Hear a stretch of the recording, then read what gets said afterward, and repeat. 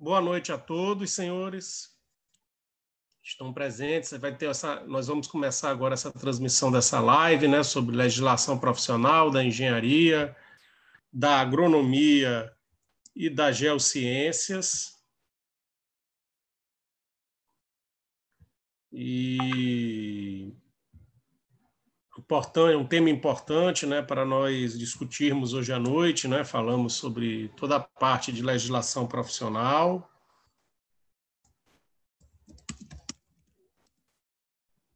Agradeço a presença de todos em nome do CREA, né, que está promovendo aí a Comissão de Educação e Atribuição Profissional. Então, em nome de todos, essa abertura é importante,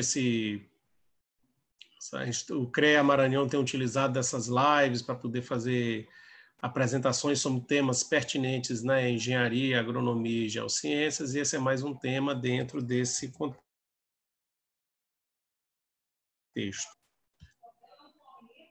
Sendo assim,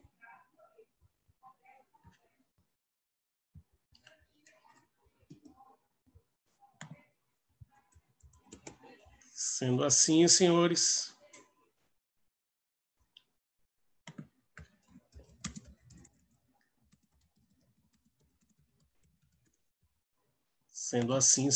eu gostaria de falar sobre algumas, né, orientações, né, sobre dita essa apresentação, né, sobre a importância do conselho profissional, né, sobre a apresentação dessas lives, né, e essa é mais uma importante. Eu gostaria de fazer algumas explicações sobre a metodologia, né, do que a gente vai utilizar aqui na live. Quem está na sala do Zoom, é só clicar aqui no botão em participantes, e você clica em Raise Hand para suspender a mão e escreve a mensagem. Tem que escrever a pergunta aqui no chat para a gente ir controlando, né? E quem tiver no YouTube, é só escrever sua pergunta no canal do YouTube. Então, esse será o procedimento, tá ok? Com a palavra agora o engenheiro mecânico Wesley Assis, também superintendente de fiscalização do CREA Maranhão, né? Então, coloco a palavra agora para o engenheiro Wesley Assis, o engenheiro mecânico Wesley Assis, que vai dar início à apresentação com o tema Legislação Profissional da Engenharia, Agronomia e Geociências. Boa noite a todos, né? Primeiramente, eu quero agradecer aí o convite, né, do conselheiro professor Rogério Moreira Lima, do presidente em exercício do CREA Maranhão, Nelson, né? Como eu já fui apresentado aí pelo professor Rogério, atualmente eu sou superintendente de fiscalização do CREA Maranhão. Estou na instituição desde 2015, da qual já passei na assessoria técnica e na superintendência geral. A gente vai tratar de assuntos aqui com vocês pertinente à legislação profissional, tudo que permeia a profissão de vocês, algo que todo profissional da engenharia precisa ter conhecimento para que possa exercer plenamente a sua função dentro da área. E aí eu trouxe aqui uma apresentação de PowerPoint, o professor já passou para vocês aí como será a questão das perguntas, e eu irei agora compartilhar a tela da minha apresentação para que a gente possa dar início, né? Sou engenheiro mecânico, sou matemático, analista de tecnologia da informação, formado aí pela Mecânica e Matemática pela Universidade Estadual do Maranhão e Tecnologia da Informação, especialista pelo CEUMA. Atualmente curso pós-graduação em Engenharia Clínica e estou finalizando pós-graduação em Perícia Computacional Forense. É um pouco da minha história, né? Estou no CREA desde 2015 e a gente tem, nesse período todo, tentado buscar conhecer essas legislações justamente para pôr em prática a engenharia e até mesmo as próprias informações auxílios que nós temos que dar para os profissionais, para as empresas e para a sociedade. Vou compartilhar aqui a tela da minha apresentação com todos para a gente dar início à nossa live de legislação profissional. Eu acredito que todos já estejam vendo, né, a minha tela. Tá? Eu quero que confirme, professor, se está vendo a minha tela normalmente.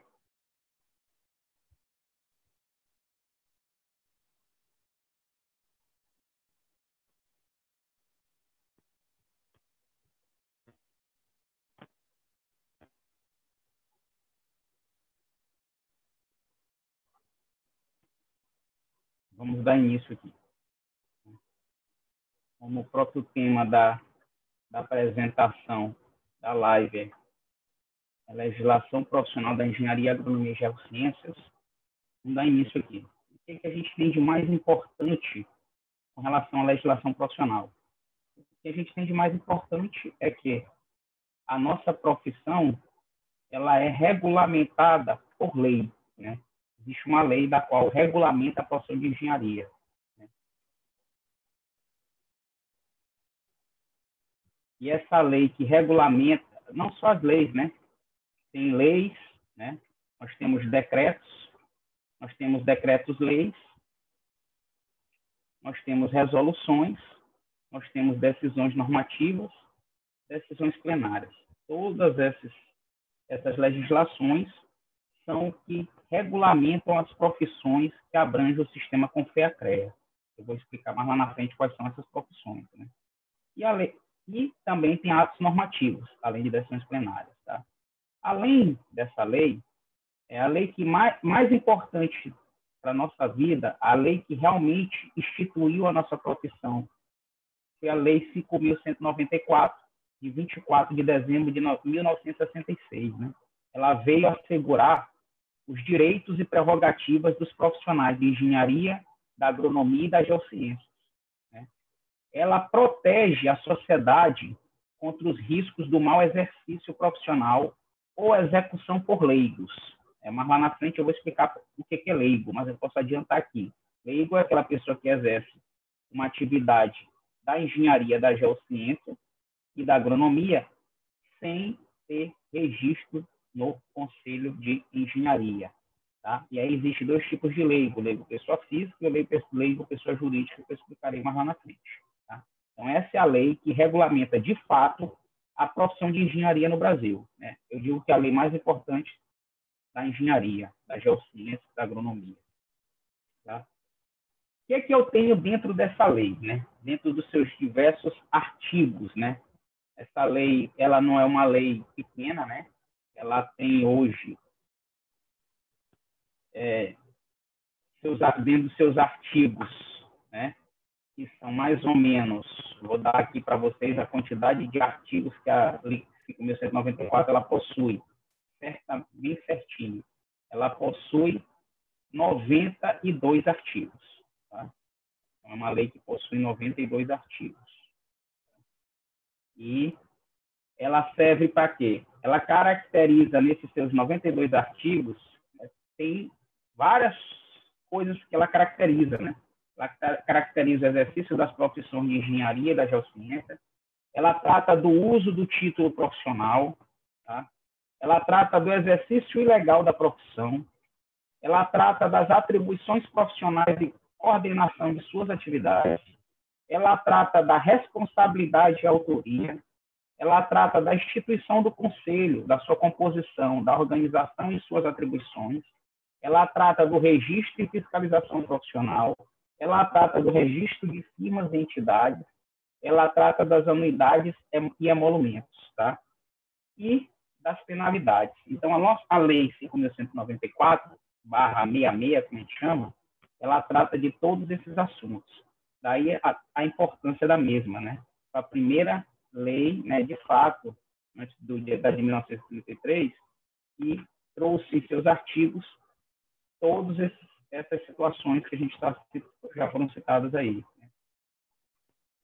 E quem são os profissionais que estão obrigados a se registrar no sistema Confea-CREA depois de formado? Né? Vamos lá, todos os engenheiros de todas as engenharias, né? Os engenheiros agrônomos, né? Os geógrafos, só que aqui é o geógrafo bacharel, não é o geógrafo licenciado, do tipo licenciatura o curso, é o geógrafo bacharel. Tá? Os geólogos, os meteorologistas, todos os tecnólogos de cursos ligados à engenharia e os técnicos de segurança do trabalho. São os únicos técnicos que ainda fazem parte do conselho.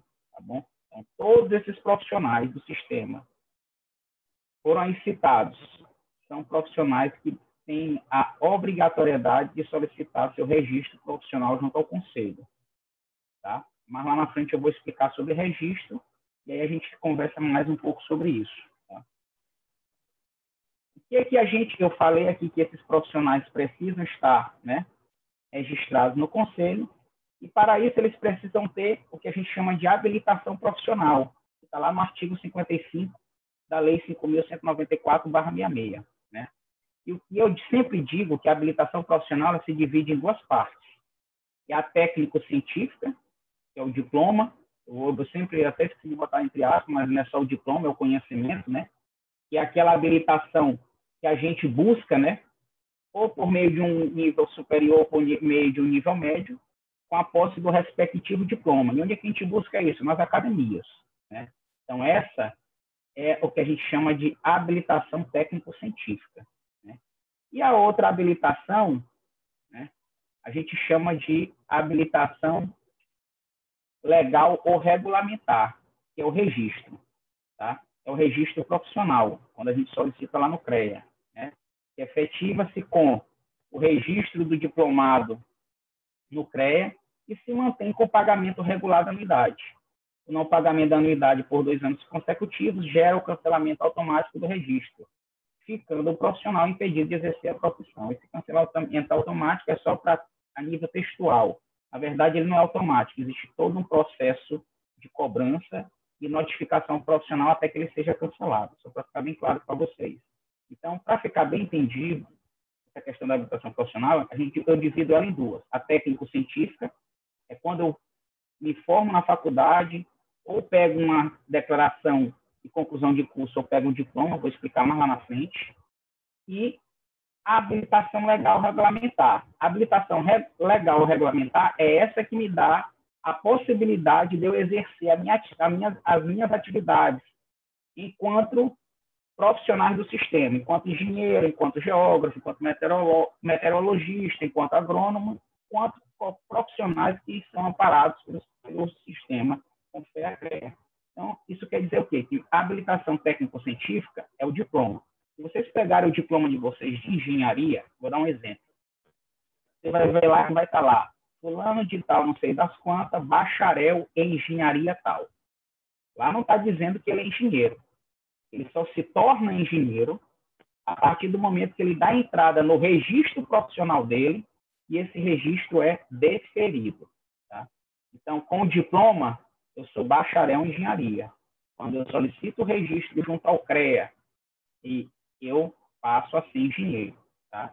E esse registro eu posso solicitar em qualquer CREA. O normal é se solicitar no CREA de origem, né, da qual a gente está prestando, a gente se formou, né? Ou é onde a gente mora, tá? Então, quais são os tipos de registro profissional, tá? Só para ficar bem claro com vocês. Tipos de registro profissional são o provisório, eu vou explicar o que é, o definitivo e o temporário. Então, quando eu for solicitar o registro profissional, eu tenho que saber que tipo de registro eu vou solicitar. E aí eu vou explicar agora qual é a diferença. O que é o registro provisório? Todo mundo, quando se forma, ninguém recebe o diploma de imediato. Sabendo disso, né, as legislações e o próprio Conselho Federal criou o registro do tipo provisório, que é aquele registro onde eu dou entrada nos documentos necessários para solicitar meu registro junto ao CREA com a minha declaração de conclusão do curso. Tá? Por quê? Porque o diploma não sai no dia que tu te formou. E não é por isso que tu vai ficar sem trabalhar até receber o diploma. Então, quando eu acabo de me formar, eu posso dar entrada assim, no meu registro provisório, tá? Somente com a declaração de conclusão do curso. E o que é o definitivo? Eu dei entrada no meu registro provisório, né? Depois de alguns dias ou de alguns meses, eu recebi meu diploma. Aí eu quero transformar ele em meu registro em definitivo. Aí eu solicito junto ao CREA, por meio do sistema, a alteração do meu registro para registro definitivo. Para isso, eu tenho que anexar nessa documentação o meu diploma frente e verso. Tá? E o provisório, ele é um registro que ele tem validade. Validade de 1 ano, prorrogado por mais 6 meses. Tá? Que é o tempo que se entende que a pessoa que se formou vai ter acesso ao seu diploma. E o registro temporário é aquele registro que é cedido a pessoas que vêm de outro país prestar serviço aqui no Brasil. Tá? É um registro bem mais complexo de ser concedido. A pessoa que vem de um outro país, ele precisa validar seu diploma aqui no Brasil, numa universidade que tenha esse poder de validar. Ele precisa trazer a grade curricular e a documentação traduzida e juramentada, tem todo um procedimento. E ele também é um registro que ele tem prazo de validade. Tá?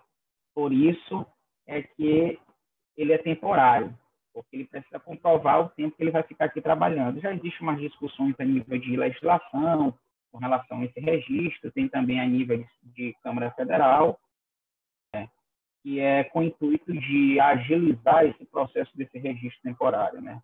E tem diversos entendimentos com relação a esse processo. Então, nós temos 3 tipos de registro. Tá? O registro provisório, que é aquele que eu solicito quando eu não estou ainda de posse com meu diploma, apresentando toda a documentação que o CREA exige, e fica lá no nosso site, é a documentação. E o definitivo é depois que eu recebo o diploma, e aí eu vou apresentar ao CREA e solicitar a alteração do meu registro provisório para o definitivo, que é um registro que não tem validade. O registro definitivo é um registro que não possui validade, tá? Eu sempre oriento as pessoas que o dia que recebe o diploma, solicite logo a alteração para definitivo, porque às vezes esquece quando foi que deu entrada no provisório, aí o provisório vence e ele fica sem poder entrar no sistema para registrar suas anotações de responsabilidade técnica. Tá? Por que eu tenho que me registrar no conselho? Essa é a pergunta, porque sem as empresas para se registrarem no conselho, elas precisam também ter registro, as empresas que prestam serviço na área de engenharia, tá? Elas precisam ter um profissional responsável. E esse profissional responsável ele precisa ter registro no CREA. Tá? Sem o registro, eu não consigo registrar minhas obras e serviços enquanto profissional da engenharia, por meio do documento mais importante da vida do engenheiro, que a gente chama de anotação de responsabilidade técnica. Eu vou explicar mais lá na frente. Sem registro no CREA, eu não consigo fazer a RT de cargo ou função. É uma RT que informa para o CREA que eu passarei a ser ou serei o profissional responsável por empresa X. Tá? Vou explicar também mais lá na frente. Tá? Esse aqui é o nosso documento de identidade profissional, a famosa carteirinha do CREA, que eu vejo todo mundo querendo tirar, né? A parte da frente dela tem um chip, ela foi produzida na época com o intuito da gente colocar um certificado digital para que a gente possa estar assinando as nossas RTs e nossos projetos por meio de certificado digital. Ela tem alguns dispositivos aí que geram segurança contra falsificação, inclusive esse QR Code. Se você aproximar um leitor de QR Code próximo desse código, ele vai abrir a página do sistema do CONFER, do Sistema Nacional, do SIC, onde vai dizer se você é engenheiro, seu nome, se o seu CREA está ativo ou não, se você está adimplente ou não, e qual é a sua engenharia que você é formado. Tá? Então, fora outros dispositivos que existem nela, que a gente consegue detectar se é falsa ou não. Tá? Vamos falar agora da anotação de responsabilidade técnica. Tá? A anotação de responsabilidade técnica ela foi instituída pela Lei 6.496 em 1977. Tá? Depois ela surgiu uma resolução para melhorar mais o entendimento e as normas no que diz respeito a este documento. Eu sempre digo que esse documento é o documento mais importante da vida do engenheiro. Tá? Mais importante mesmo. Ele é tão importante na vida do engenheiro que a gente só pode fazê-lo a partir do momento que a gente tiver como acompanhar aquelas obras ou serviços que lá nela está descrito, na RT. Tá bom? Então, o artigo 1º dessa Lei 6.496 de 1977, que instituiu a RT foi uma lei, tá?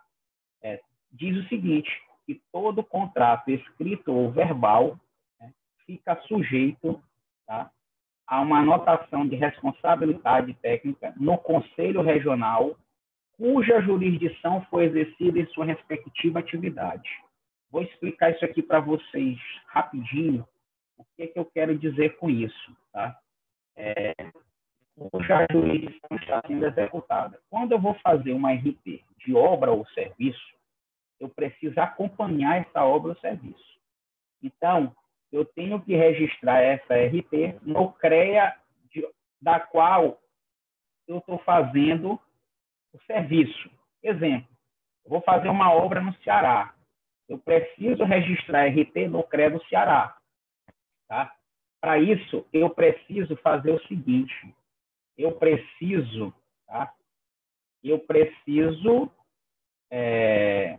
solicitar um visto profissional.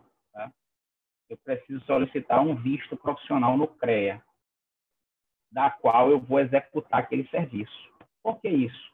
Porque ainda não temos um sistema nacional unificado, né? E alguns CREAs possuem sistemas próprios. E os que não têm sistemas próprios possuem o sistema de um fabricante. No nosso caso, nós usamos aqui o CITAC, né?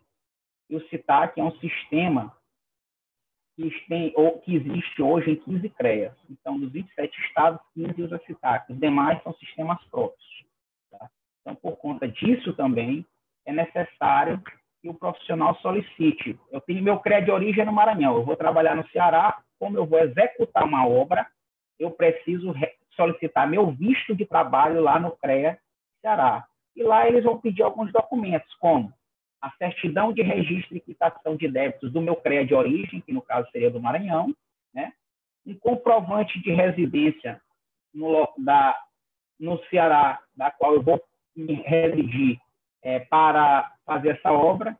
No caso aqui do CREA do Maranhão, a gente aceita até o comprovante de residência sendo o endereço da obra. Então, esses são os documentos que eu preciso para solicitar o visto, né? E aí, essa solicitação de visto a gente faz dentro do ambiente ou do sistema daquele CREA. Quem usa CITAC, que são 15 CREAs, a solicitação de visto pelo sistema é no ambiente público do CITAC de cada CREA, né? Isso é idêntico a todos eles, aos 15 CREAs, tá bom? Vamos dar prosseguimento aqui, né? E existem, tá, gente, algumas situações onde eu posso registrar a RT, mesmo acontecendo algo em outro estado aqui no meu CREA de origem.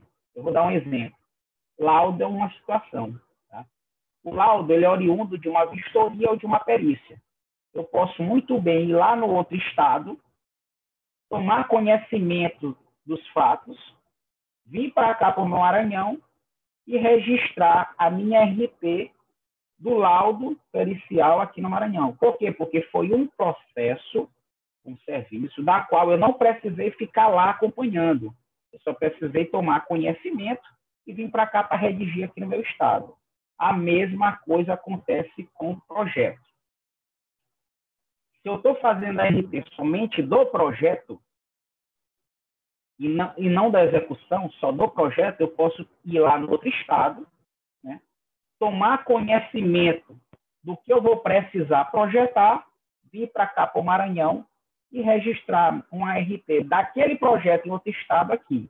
Então, essas são as duas situações que a gente pode registrar RT no CREA de origem, executando algo em outro estado. Tá bom?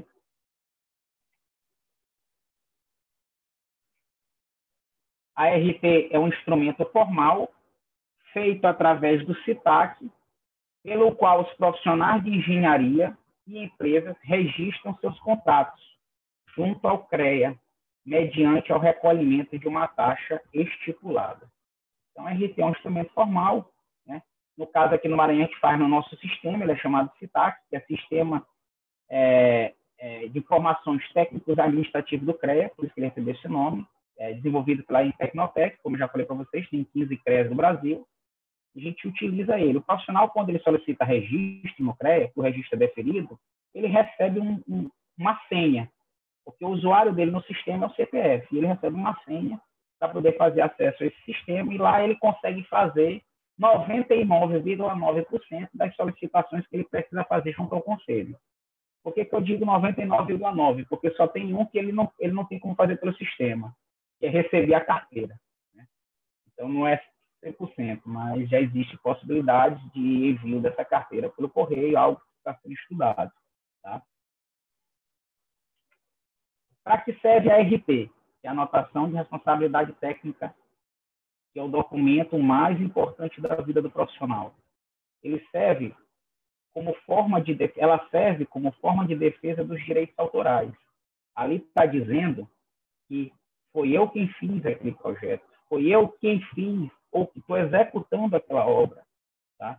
Ela serve como forma de defesa dos direitos autorais. Ela coíbe o exercício ilegal da profissão. O que é exercer ilegal a profissão? É quando eu estou fazendo algum serviço ou obra dentro das atribuições de profissionais que devem ter registro junto ao conselho. Tá? Isso quando o exercício legal é de pessoa física. Quando o exercício legal é de pessoa jurídica é quando uma empresa está executando algum trabalho sem ter registro junto ao prédio. Tá? Ela coíbe. Por que ela coíbe? Porque quem não tem registro no CREA não tem acesso ao sistema, não vai poder registrar RP. Né? Tem outras formas que ela coíbe também, que eu vou falar mais lá na frente. A RP ela é uma fonte para o acervo técnico. Eu vou explicar o que é o acervo técnico mais lá na frente para vocês entenderem melhor. Né? A RP ela define quem são os responsáveis técnicos pela obra ou serviço. Tá? Eu sempre digo que quando eu passo, eu vejo muito, né? Muito, não só, eu dou sempre exemplo de banco, porque quando eu passo numa obra de banco, geralmente lá tem uma placa, né? E nessa placa, uma ou duas ou três, tem todos os responsáveis técnicos pela obra, o serviço. Aparece no mínimo a placa de um engenheiro eletricista, a placa de um engenheiro mecânico, a parte de um engenheiro civil. Justamente por quê? Porque a obra, ela muitas das vezes, ela precisa ter não só um engenheiro civil, ela precisa ter engenheiros de outras modalidades, de outras engenharias. Tá? Então, eu sempre digo que essas RPs, elas definem quem são os responsáveis técnicos. Tá? O fiscal, quando ele vai na obra, que ele vai fiscalizar, ele chega lá na obra e pergunta, ele olha o que está acontecendo na obra e pergunta, cadê a RP disso, cadê a RP daquilo? Né? Você precisa ter a RP, você precisa que o profissional esteja acompanhando. Tá? Porque eu não vou poder, enquanto engenheiro mecânico, registrar uma RP da área da civil, nem enquanto engenheiro mecânico fazer uma RP de subestação elétrica. E aí por aí vai. Então, ela define quem são os responsáveis técnicos de uma obra. E dependendo da obra, ela não tem uma única RP. Ela tem várias RP. Tá? A RP ela estabelece os limites da responsabilidade do profissional. O que é isso? É até onde a minha atribuição me determina a minha atividade. Até onde eu posso fazer. O que eu posso fazer? Eu, quanto engenheiro mecânico, não posso fazer obra civil. Engenheiro civil, enquanto engenheiro civil, não pode fazer projetos nem manutenção de sistemas de ar-condicionado. E aí, ela estabelece esse limite de responsabilidade profissional. De que forma? A partir do momento que ela é analisada junto ao conselho. Né? O conselho analisa de que forma. O conselho vai lá, quando o profissional registra a RP, que ele paga a taxa da RP, essa RP vai cair lá na assessoria técnica para análise. E aí é analisado todas as atividades descritas na RP, inclusive a descrição da mesma, para ver se realmente aquele profissional tem atribuição para fazer aquilo que ele está descrevendo. Se ele não tiver, a RP é invalidada, o profissional é comunicado da invalidação, pedindo que ele faça uma substituição, retirando tal atividade que ele não tem atribuição para fazer. E aí ela só é validada novamente se ele retirar. Então, com isso, a gente estabelece os limites de responsabilidade profissional. Né? Para quem não sabe, poucos sabem, né? Ela garante a remuneração dos serviços prestados, né? Dos serviços e atividades prestadas, a RT. Por que ela garante? Porque ela é um contrato de trabalho. A RT é um contrato. Na RT, quando eu vou preencher a RT, eu digo quem está me contratando. Tá? A RT é um documento que, depois impresso, assina tanto o contratante como o profissional. Então, muitos profissionais podem buscar na justiça a remuneração daquele serviço prestado só com a RT, mas desde que ela esteja assinada também por quem te contratou. Tá? Então, muitos podem fazer isso. Tá? Acontece muito da gente ser contratado por pessoas físicas, por empresas que não são da área da engenharia, para a gente prestar um serviço naquela empresa. O cara vai montar um galpão, contrata o engenheiro civil para projetar, para executar essa obra do galpão.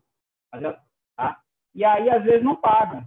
Mas se você tiver aquela RT devidamente assinada por quem te contratou, você pode buscar seus direitos na justiça. Tá? Ela é um contrato de trabalho. Ela também controla as atribuições legais, coibindo as exorbitâncias. É o que eu falei ainda agora há pouco. Além dela estabelecer os limites de responsabilidade, ela coíbe as exorbitâncias. De que forma? A partir do momento que a minha RT é invalidada por lá ter descrito algum serviço que eu não tenho atribuição para fazer. Tá? E aí, assim, a gente controla, ou coíbe, né? Na verdade, coíbe as exorbitâncias. Tá? Então, para isso que serve a RT. Tá? Acredito que profissionais de engenharia que podem estar assistindo já conhecem boa parte disso, né? Mas é sempre bom estar comentando, falando sobre esse assunto, porque é um assunto muito interessante. Eu vou continuar falando dela, da anotação de responsabilidade técnica. Agora eu já vou tocar um pouquinho na resolução 1025 de outubro de 2009, né? Que veio estabelecer algumas coisas, né? Como a RT define para os seus efeitos legais quem são os responsáveis técnicos, como eu já tinha falado lá, está em vermelho, para chamar a atenção, pela execução de obras e serviços de engenharia do objeto do contrato. Tá? Então, ela define quem são os responsáveis técnicos.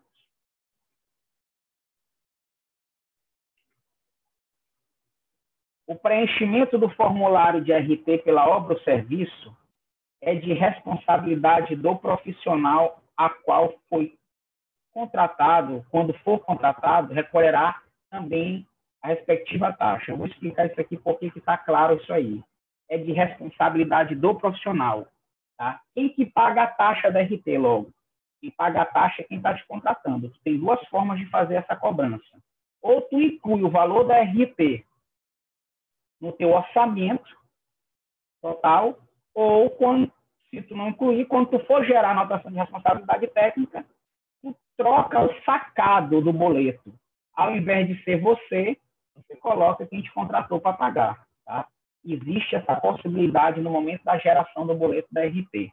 Tá? Por que é de responsabilidade do profissional? Deixa eu ver se eu consigo mostrar aqui para vocês algo muito interessante que eu separei para mostrar no finalzinho desse slide, dentro dele mesmo, com relação a essa citação que eu fiz no que diz respeito à responsabilidade de preencher do profissional. Tá?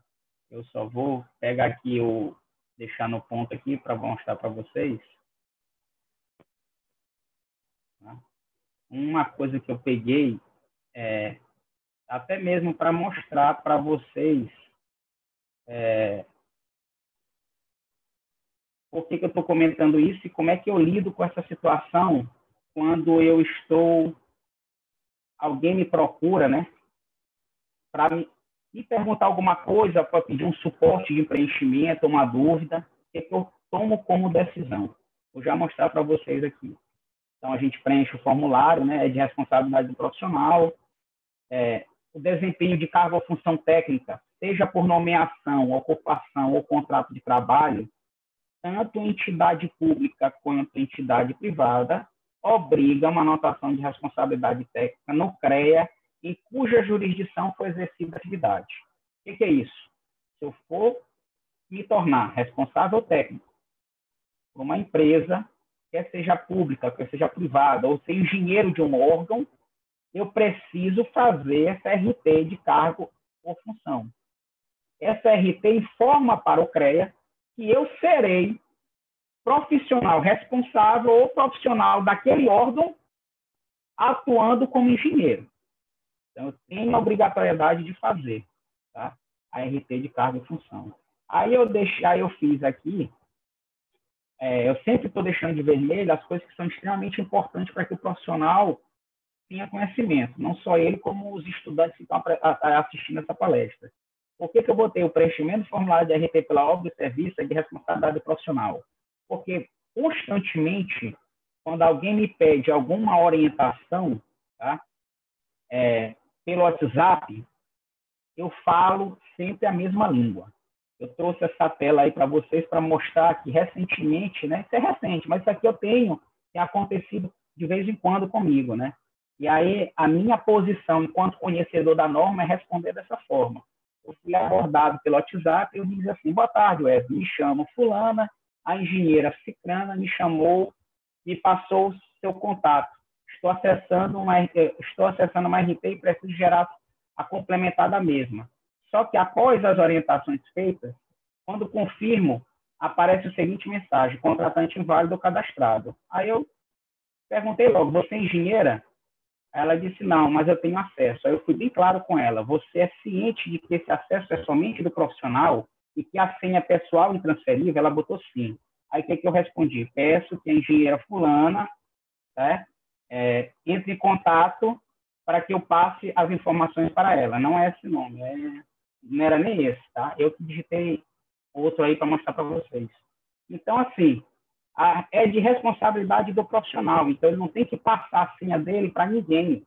Ele não tem que dar essa atribuição para a pessoa. Muitas das vezes, quando a pessoa vai me pedir orientação, eu sei logo quando não é um profissional que está registrando RT. Por quê? Porque muitas das vezes a dúvida de quem está preenchendo não é dúvida de preenchimento só, é dúvida de engenharia. Tá?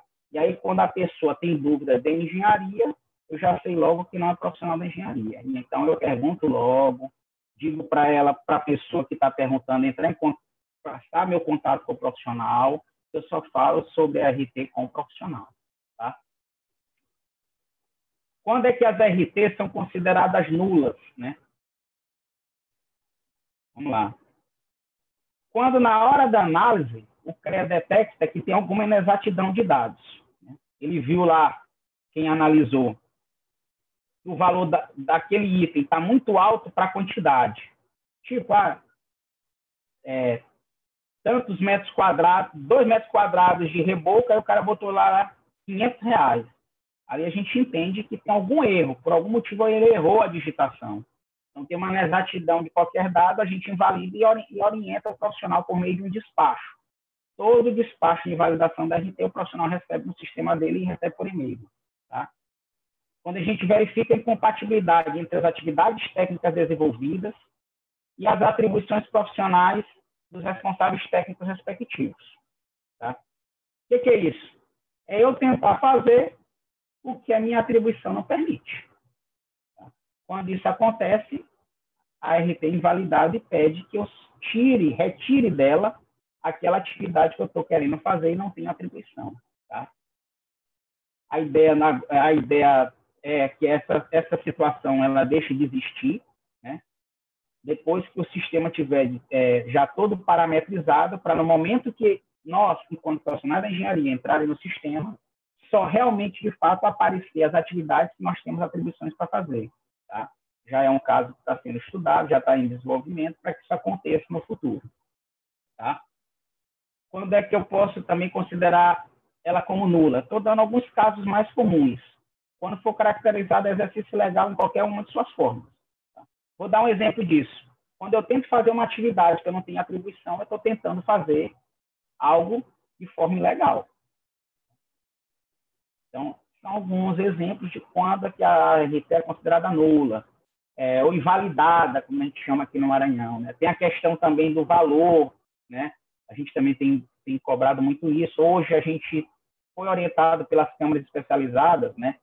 Hoje a assessoria técnica, para que o profissional descreva melhor as atividades, não fique utilizando daquelas RT generalistas, descrevendo melhor as atividades. Não é para botar a planilha toda da obra, mas pelo menos citar nas atividades as importantes, a parte elétrica, a parte hidrossanitária, entendeu? E complementar o que não tem lá como atividade na descrição. Tá? Vou falar aqui dos tipos de ART. A ART, conforme o artigo 9º da 1025, né, quanto à tipificação, ela pode ser classificada em ART de obra ou serviço. Tá? Todo mundo sabe o que é. Vou fazer uma obra ou fazer um serviço, registro uma ART, né, de obra ou serviço. A ART de obra ou serviço de rotina, denominada ART múltipla, aquela que eu vou fazer constantemente, né? E a ART de carga ou função, que é aquela ART que eu preciso informar para o CREA que eu serei responsável técnico por tal empresa ou que eu serei engenheiro de tal órgão. Tá?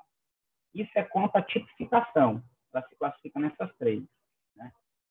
Quanto à forma de registro, a ART se classifica em complementar, né, e substituição. Complementar é quando eu faço uma ART principal, onde a obra não foi concluída, né?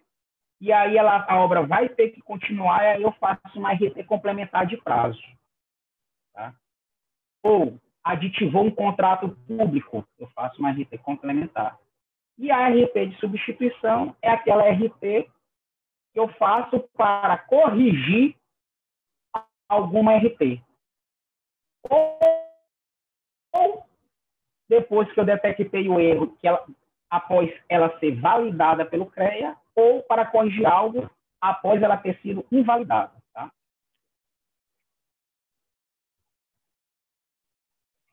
Artigo 11 fala dos tipos de ART quanto à sua participação técnica. Isso aqui eu acho super importante. Tá? A ART individual é quando somente eu vou fazer aquela obra, aquele serviço. Coautoria é quando já foi feita uma RT de um projeto e eu também vou fazer parte desse projeto. Então, eu faço uma RT de coautor. Tá? Eu sempre digo que é bem aqui nessa RT de coautoria que o engenheiro recém-formado ele começa a criar seus acervos. Ele começa, por quê? Porque a RT de coautoria, a pessoa que se transforma em coautor, ele leva as mesmas atribuições para a sua CAT que a RT principal do autor foi feita. Tá? Tem outro tipo quanto à participação técnica, a RT de corresponsabilidade. Coautoria, projeto e corresponsabilidade, execução. Exemplo, eu sou Wesley, vou fazer uma RT de uma execução, de uma instalação de um sistema de ar-condicionado de mais ou menos 300 TR, né? E, juntamente comigo nessa execução, vai ter um outro engenheiro que vai fazer também essa execução junto comigo. Muitas das vezes eu não vou poder estar o tempo todo lá na obra, mas eu vou ter um corresponsável lá na obra. Tá? Então, ele vai fazer uma RT de corresponsabilidade. Ele passa a ter a mesma responsabilidade que eu tenho na execução. E ele carrega para a sua CAT as mesmas atividades que eu descrevi na minha RT principal. Então, é bem aqui na coautoria e na corresponsabilidade é onde os engenheiros recém-formados começam a montar, né, seus acervos. Eu sempre digo que a RT é como se fosse um curso na vida. Cada RT é como se fosse um curso na vida do profissional. E a junção de todas as RTs se transforma no currículo dele, que é a CAT. Tá? Falando de forma bem mais sucinta. Tá? E a RT de equipe, que não dispensa comentário, onde é uma RT que vai ter uma equipe desenvolvendo aquela execução daquela obra ou serviço. Tá? Então, esses são os tipos de RTs. Aqui eu estou trazendo para vocês o que caracteriza o exercício ilegal da profissão. Tá? Conforme o artigo 6º da Lei 5.194, é claro, né? Exerce ilegalmente a profissão engenheiro ou engenheiro agrônomo ou profissionais da geociência. A pessoa física ou jurídica que realizar atos ou prestar serviços públicos ou privados reservados a profissionais que trata esta lei, e não possui forma legal. Profissional que se incumbir de atividades estranhas a atribuições discriminadas em seu registro. Você está lá acompanhando uma obra, né? E a obra é de uma atividade que não tem nada a ver com a minha formação, né? Eu estou exercendo de forma ilegal. Profissional que emprestar seu nome a firmas, pessoas, organizações ou empresas, executoras de obras e serviços sem sua real participação nos trabalhos dela. Isso aqui é extremamente importante. Eu sempre digo para todo mundo que, se eu não tenho como acompanhar a obra ou o serviço, que eu não registre a RT. Tá? Porque se eu te emprestar meu nome para pessoas, firmas, organizações ou empresas, sem estar realmente participando daquela execução, eu estou exercendo de forma ilegal a profissão, e aí eu ainda corro o risco de responder pela prática de acobertamento. Tá? É uma prática muito cobrada pelo TCU para os conselhos de classe, os conselhos profissionais, quer dizer, para que os conselhos cobrem isso. Né? Porque se eu registrei uma RT, e está dizendo que eu vou executar tal obra, e eu não estou lá acompanhando, como é que será que está essa obra? Então, gente, eu sempre dou o conselho. Você não tem como acompanhar a obra, não registre RT. Ah, mas eu registrei aqui com um amigo meu. Aí você não acompanhou a obra, aconteceu um sinistro ou algo do gênero, e é você que vai se responsabilizar por isso. Tá? Daqui a pouco eu vou mostrar as responsabilidades que o profissional de engenharia está sujeito se ele for imperido, se ele for irresponsável. O profissional que tiver com seu registro suspenso e continuar em atividade. O que é isso? Profissional com registro suspenso. Eu posso ter meu registro suspenso temporariamente a meu pedido. Se eu não estiver executando a minha profissão de engenharia, eu tenho o direito, conforme legislação, a solicitar a suspensão provisória do meu registro. Tá? E a outra circunstância é quando caso eu for um profissional que fui julgado pela Comissão de Ética do CREA, e a Comissão de Ética do CREA resolveu suspender meu registro por um determinado período. Se eu for pego trabalhando com ele suspenso, eu estou exercendo de forma ilegal. E aí tem a firma, a organização, a sociedade, que na qualidade de pessoa jurídica, exercer atribuições reservadas aos profissionais da engenharia e da agronomia, sem a participação de um profissional devidamente habilitado. Tá? E aí eu trouxe as principais, né? Isso está no artigo 6º da 5.194. Quando é que eu exerço ilegal a profissão? Não aconselho ninguém a fazer isso. Tá? Isso aqui é passivo de multa, né? Dependendo da situação, são preços diferenciados. Tá? Se for o profissional que vai receber a multa, ele corre risco de responder por ela depois. Então, até no conselho de ética, então eu não aconselho ninguém a querer praticar o exercício ilegal da profissão. Tá bom? Vamos falar de um outro documento que também está na resolução 1025, que chama-se acervo técnico. Isso aqui eu digo que é o currículo do profissional. Por que é o currículo? Porque eu reúno as ARTs ou a ART que eu quero tirar o acervo dela e solicito junto ao CREA esse documento. O acervo técnico, se ele for do tipo com atestado, que eu vou mostrar daqui a pouco os tipos, ele é o currículo do profissional e muitas empresas contratam profissionais da engenharia com base nos seus acervos, até mesmo para participar de processos licitatórios. Tá?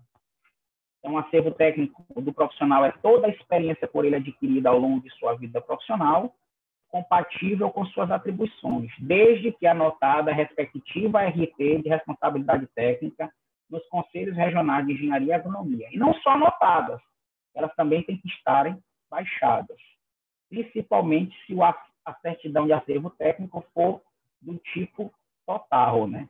Eu vou explicar mais lá na frente. Se for parcial, ela não precisa estar baixada, mas se for querer abranger todo o conteúdo que está na RT, todas as execuções da RT, ela precisa estar baixada. Por quê?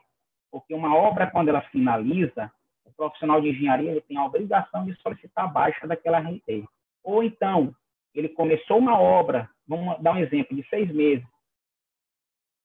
Quando deu 4 meses, ele não ficou mais na obra. Ele precisou sair dessa empresa para uma outra. Então, ele tem que dar também a baixa naquela responsabilidade, para que ele não fique respondendo por um período que ele nem estava mais na empresa. Tá? Então, a baixa da responsabilidade da RT é muito importante, tá? Evita uma série de problemas. Como é que a gente adquire essa certidão de acervo técnico? Todo profissional de engenharia que dá entrada com seu registro no CREA, tem seu registro deferido, ele recebe uma senha, onde o usuário é o CPF dele, e lá dentro desse sistema ele solicita. No caso do nosso, é pelo CITAC, né? Ele solicita via sistema no ambiente dele, que a gente chama no CITAC de ambiente profissional. Tá? Vamos lá. Eu trouxe aqui quais são os tipos de acervo técnico. Né? Quem já é profissional da engenharia, quando vai solicitar lá no menu certidão, lá no sistema, tem lá esses tipos de certidão de acervo técnico. É o acervo técnico sem atestado. E é aquele acervo que não tem um atesto, né? Ou um atestado de capacidade técnica da pessoa que você executou aquele trabalho, que pode ser uma pessoa física ou uma pessoa jurídica, de direito público ou de direito privado, se for jurídico. Então, a certidão de acervo técnico sem atestado, você não precisa protocolar o atestado de capacidade técnica, porém, é uma certidão que não tem validade em processo licitatório. Tá?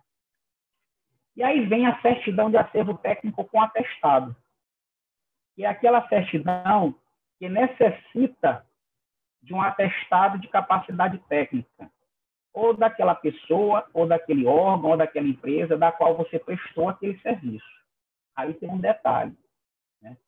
Vamos supor que eu prestei serviço para uma secretaria municipal ou estadual, da qual quem me deu o atestado foi o secretário. Porém, o secretário ele não é profissional da engenharia. Tá? Então, quando o atestado de capacidade técnica dado para o profissional da engenharia, para que ele solicite o acesso ao acervo técnico dele, for assinado por um profissional, por uma pessoa que não é profissional do sistema e que não tem atribuição para atestar aquele trabalho, o engenheiro vai ter que contratar um profissional da engenharia que tem atribuição para atestar aquele serviço, para fazer um laudo dizendo que aquele serviço foi realmente executado daquela forma e dentro das normas vigentes da engenharia. Tá? Mas aí, quando quem atesta o serviço, quem dá atestado, é um profissional da engenharia e tem atribuição para tal, não tem problema nenhum, não precisa contratar um profissional da engenharia para ele fazer um laudo para atestar aquele atestado, como a gente diz, né? Não precisa, se for. Tipo, vamos dar um exemplo. Alguém presta um serviço para mim, na minha empresa, na área da civil. Eu vou lá e produzo um atestado dizendo que ele fez aquele galpão com tantos metros quadrados, com todas aquelas especificações da obra, porque isso tem que ter. E assino. Esse atestado ele não vai servir se o engenheiro da qual eu dei esse atestado de capacidade técnica não contratar um engenheiro civil para fazer um laudo atestando aquelas atividades. Por quê? Porque quem assinou o atestado é um engenheiro mecânico. E os serviços que foram prestados para mim, enquanto pessoa, foram da área da civil. Eu posso, enquanto dono de uma empresa, contratar um profissional para construir um galpão na minha empresa. Mas eu posso até dar o atestado para ele de capacidade técnica, assinando como dono da empresa, não como engenheiro mecânico. Mas esse atestado só terá validade se o profissional que recebeu ele contratar um profissional da engenharia civil, nesse caso em questão, para fazer um laudo atestando aquele serviço. Então, é prático. Como é que eu vou atestar algo que eu não tenho atribuição para tal? Essa que é a resposta. Tá? E tem um outro tipo de certidão de acervo técnico, que a gente chama de acervo técnico parcial com atestado. Por que parcial? Acontece muito a gente pegar uma obra grande para executar, tipo obra de 2 anos, e nós já executamos boa parte dela em 1 ano e meio. E aí vai precisar participar de um processo licitatório, e a parte que eu já executei, eu vou precisar ter um acervo. Aí eu solicito uma certidão de acervo técnico parcial com atestado. No atestado vai vir descrito somente as atividades que eu já executei. Tá? Por isso que o nome é parcial. Tá certo? Então, esses são os 3 tipos de certidão de acervo técnico, que devem ser solicitados junto ao conselho. Gente, acervo técnico é o currículo do profissional. Empresas contratam profissionais por conta do acervo do profissional. E outra coisa, o acervo é do profissional. Ele vai embora daquela empresa, ele leva com ele. Tá? É bem óbvio isso, né? E bem justo. Tá? Então, eu oriento vocês a fazerem seus acervos importantes. Façam, deixem guardado. Um dia vocês vão precisar. Eu conheço colegas de época de engenharia que passaram 18 anos na indústria da engenharia mecânica, somando o Vale e Alumar, participaram de grandes projetos de engenharia nessas indústrias e nem sequer fizeram a RT de corresponsabilidade ou de coautoria. Então, não tem como ter esse atestado. É bem mais difícil ele comprovar que na época ele participou, que na época ele não... E por que ele não fez a RT? Tem como fazer? Tem, mas é bem mais trabalhoso. Tem uma RT que a gente chama de RT fora de época, que é uma RT que a gente faz posterior à execução do serviço. Porém, é uma RT cara, é uma RT que tu precisa comprovar que realmente tu participou naquela época daquela execução. Tem documentos que precisa apresentar que comprove, tá? Ela tem um prazo de análise não tão curto, né? Em média 30 dias, conforme a portaria que o Conselho editou com os prazos de serviços prestados aos profissionais e às empresas. Então, assim, façam seus acertos, tá? Registrem suas RTs, tá? Obra sem RT é passivo de autuação. Não tem nem conversa, tá? Trouxe aqui as responsabilidades da qual os profissionais estão sujeitos, caso eles sejam irresponsáveis, negligentes, imperitos, tá? Então, o profissional está suposto à responsabilidade civil, perdas e danos. Um exemplo, o cara não acompanha a obra, é constatado que ele não estava na obra, que ele só registrou RT, teve um sinistro e alguém, né? Aí teve alguma perda, qualquer natureza, ele pode ser responsabilizado civilmente, né? Por perdas e danos, né? Tá? Então, atentem para isso, nunca chegue a esse ponto, tá? Outra responsabilidade que ele está sujeito a penal ou criminal, né?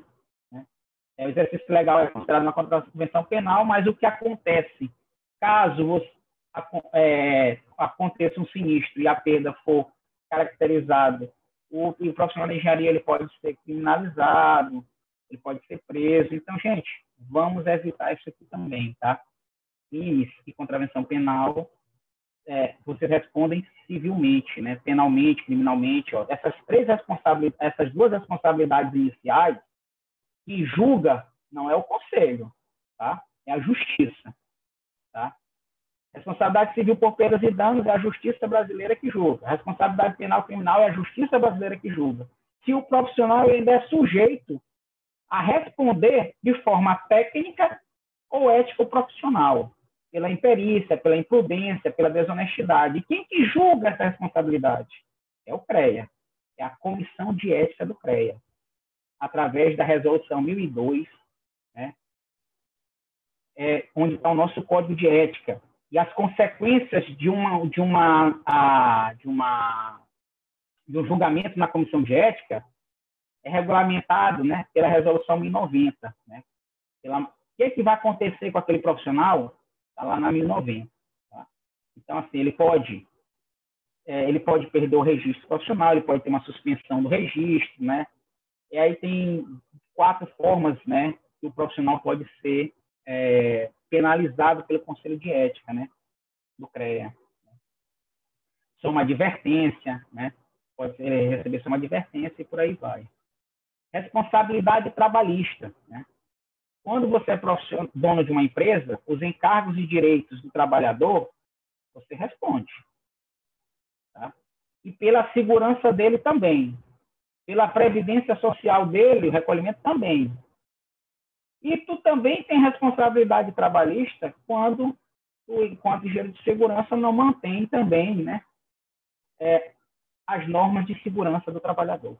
Então, gente, isso aqui são as responsabilidades da qual os profissionais estão sujeitos, caso eles se tornem peritos, imprudentes, desonestos e por aí vai. Tá? Não quero que ninguém nunca sofra por isso. Tá? Por isso que a gente explica sempre sobre esse assunto. Né? Aqui está uma lista de legislações que eu citei. Né? Gente, isso aqui é o mínimo do mínimo. Né? Nosso sistema ele é permeado de leis, decretos, decretos-leis, portarias, decisões plenárias, atos normativos, decisões normativas e por aí vai. Aqui são algumas leis que eu citei no decorrer da minha apresentação, né? E eu sempre oriento, né? Tem a lei do registro de empresa, né? Até não comentei aqui, hoje uma empresa para registrar junto ao CREA, ela precisa ter um profissional responsável, né? Antes dessa resolução 1121, o profissional ele só poderia ser responsável pela empresa dele e mais 3. Agora não, com a resolução 1121, o profissional ele pode ser responsável por tantas empresas que ele possa, desde que ele consiga acompanhar o trabalho delas. Não adianta o cara botar que ele vai trabalhar em 5 empresas e aí tu vai ver o horário que ele vai trabalhar, ele está trabalhando 24 horas por dia. Isso não adianta. Tá? Isso a gente tem como analisar e definir. Tá bom? A resolução de registro de empresa é bem atual, do ano passado, 2019, ela entrou em vigor em março desse ano. Né? Falei também do cancelamento, a possibilidade do cancelamento de registro por má conduta, que está lá na resolução 1090. E tem diversas outras resoluções que o profissional da engenharia ele precisa conhecer. Tá? Eu sempre digo, nós precisamos ter conhecimento das legislações que permeiam a nossa profissão, para que a gente possa estar exercendo ela da melhor forma possível, seguindo as leis e as normas e as legislações. Tá? E eu não estou nem levando em consideração também aqui as normas técnicas, o profissional da engenharia também tem que ter conhecimento. Tá? Os links importantes é o link do nosso site, do CREA Maranhão. Lá nós temos muitas informações. Sempre uso o link do CONFEA, do Conselho Federal de Engenharia. Por quê? Porque é lá que eu vou buscar as legislações. É lá que eu sempre consulto a mais atual. Tá? Se você entrar no link no site do CONFEA, você vai encontrar lá um botão chamado Legislação. E lá você pode fazer a consulta da legislação por número, se você souber, por palavra-chave, se você não souber, tá? E vai aparecer lá. Por que eu sempre uso lá? Porque, às vezes, uma resolução, uma legislação dessa, ela tem uma revogação de algum artigo, ou ela é revogada na íntegra por uma outra, e aí tu já sabe qual foi a que revogou. Geralmente, eu não salvo em PDF as resoluções por isso. Eu estou sempre consultando no site do CONFEA, porque lá tem as mais atuais, tá? Eu só tenho a agradecer o convite do professor Rogério, a oportunidade que o Conselho Regional de Engenharia e Agronomia do Estado do Maranhão tem me dado para poder fazer essa live, tentar passar um pouco do conhecimento que eu adquiri sobre legislação profissional no decorrer desses anos que eu estou trabalhando junto ao Conselho. Né? Vou deixar aqui meus contatos de e-mail, meu Instagram. Estou tentando me organizar para produzir algum conteúdo ligado à engenharia, à legislação, para o meu Instagram, até como forma de contribuir para o profissional e para a sociedade com o conhecimento que eu adquiri sobre o nosso sistema CONFEA-CREA e todas as legislações. Fico aqui o meu agradecimento a todos e disponível para as perguntas que irão surgir. Né? Tem que surgir pergunta, eu preciso ver que todo mundo tem alguma dúvida. Né? Eu queria ver com o professor Rogério, que é o nosso mediador aí, professor e conselheiro. Eu sempre chamo ele de professor, porque antes dele ser conselheiro, ele foi meu professor, e aí eu sempre uso a palavra professor, né, professor? Na frente do conselheiro, mas ele é o conselheiro Rogério Moreira Lima, meu professor e orientador, da qual eu tenho muito respeito. Eu estou aqui disponível às perguntas, né, de todos, para a gente desmistificar algumas dúvidas, né? Me coloco aqui, professor, à disposição das IES, né, das instituições de ensino, a ministrar palestras sobre o sistema, que eu venho fazendo desde 2015, né, como forma de contribuir principalmente para esses possíveis formandos de engenharia, futuros profissionais de engenharia, para que eles tenham realmente conhecimento da legislação que permeia a profissão deles. Eles sentirem o tão é importante a gente aplicar as legislações na nossa vida profissional. Obrigado, Wesley, pela participação. Eu vou fazer aqui algumas perguntas que eu anotei, né? E vamos lá. Então, vamos dar um exemplo prático, né, que é a questão do atestado assinado por leigo. Então, imagina o seguinte.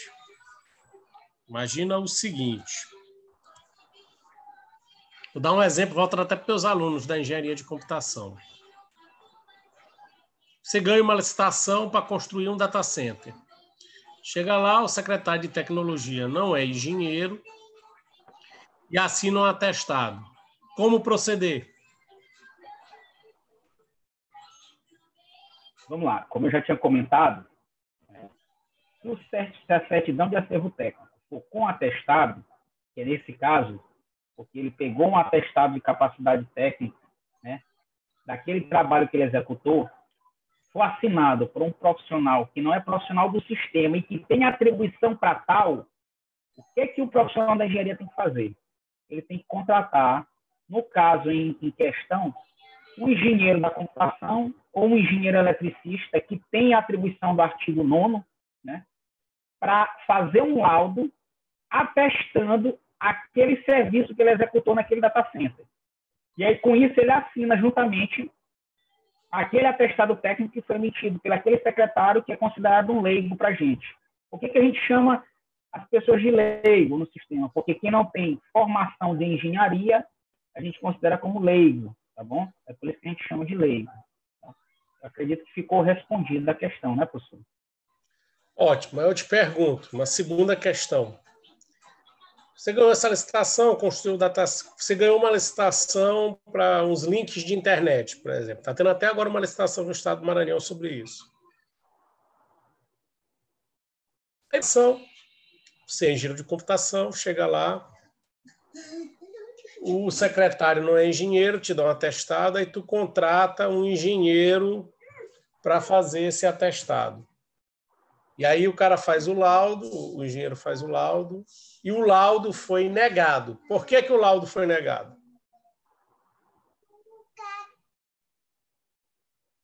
Deixa eu entender a pergunta. O laudo foi negado por quê? Pela comissão de licitação ou pelo CREA? Na verdade, é RT, porque a gente não analisa laudo. É isso que eu quero entender na pergunta.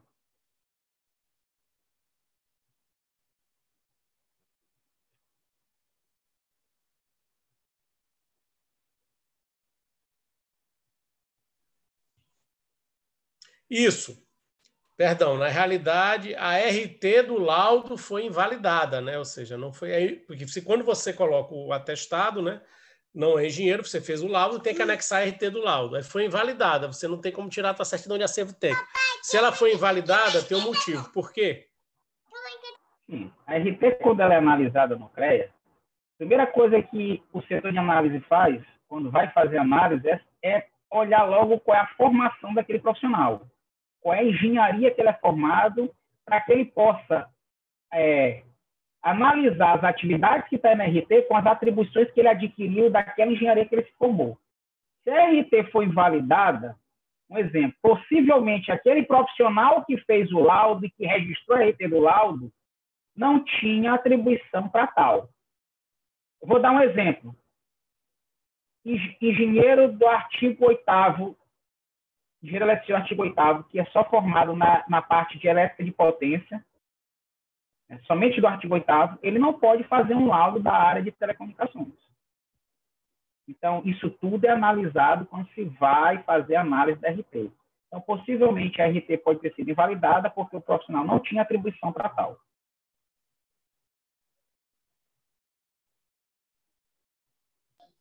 Eu vou aqui abrir para perguntas. No chat eu não achei nenhuma pergunta.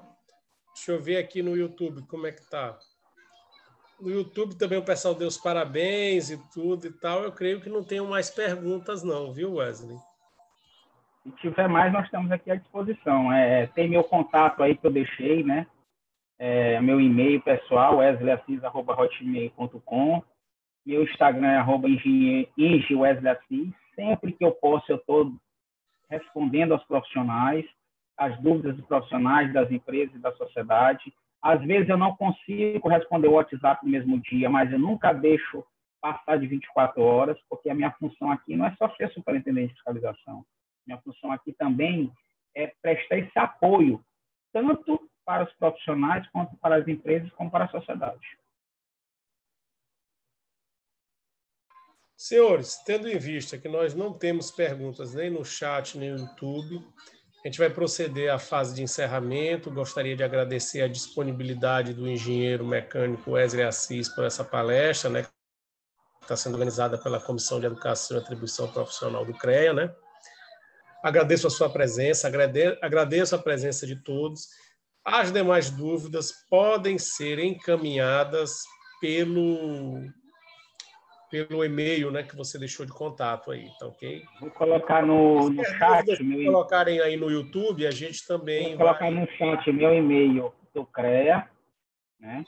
Isso, coloque aí no chat. Meu e-mail profissional, tá? Você pode copiar e colar. Agradeço a presença do engenheiro Ademir, que eu conheço, engenheiro civil, amigo do meu pai aí, que eu estou olhando. Obrigado, viu? Senhores, primeira turma de engenharia, né? Pioneiro da engenharia no estado do Maranhão, né? Meu pai era da primeira turma junto com ele.